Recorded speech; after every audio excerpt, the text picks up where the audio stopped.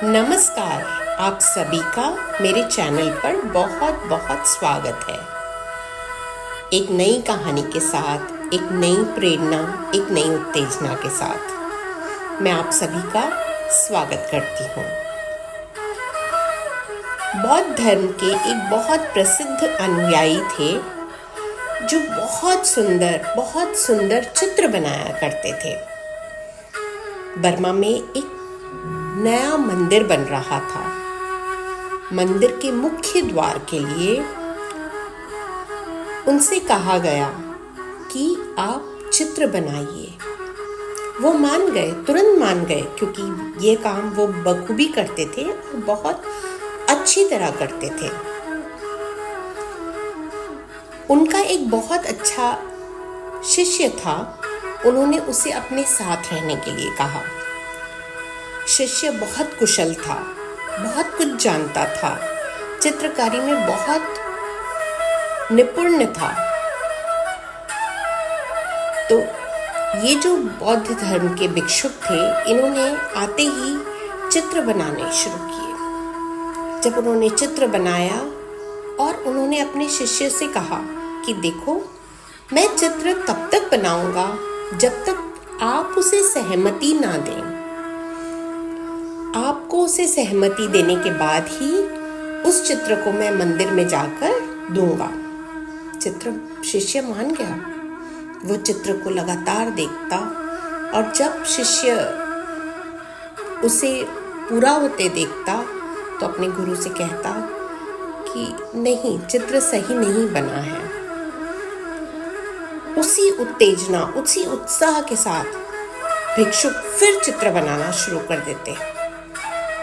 ऐसे करते करते 3 महीने बीत गए और उन्होंने सैकड़ों चित्र बनाकर एक तरफ रख दिए, फाड़ दिए, क्योंकि उनका शिष्य उससे प्रसन्न नहीं था। एक समय ऐसा आया कि जब उनके पास जो स्याही थी, जिस स्याही से वो चित्र बनाते थे, वो रंग खत्म होने लगे। तब उन्होंने अपने शिष्य से कहा कि क्या आप बाहर जाके मेरे लिए ये रंग ले आओगे? शिष्य उनकी आज्ञा का पालन करते हुए तुरंत उठ खड़ा हुआ और वो रंग लेने के लिए, स्याही लेने के लिए बाहर निकल गया। भिक्षुक ने तन्मयता से पूरी तरह मग्न होकर एक सुंदर चित्र की रचना की और बहुत ही खूबसूरत चित्र बनकर तैयार हुआ। इतने में शिष्य जब वापस आया, उसने देखा इतना सुंदर चित्र। देखते ही उसने कहा, गुरुजी, इतना सुंदर चित्र बनाया है, बहुत ही खूबसूरत लग रहा है। आपने पहले ऐसा चित्र क्यों नहीं बनाया? इतना समय बीत गया।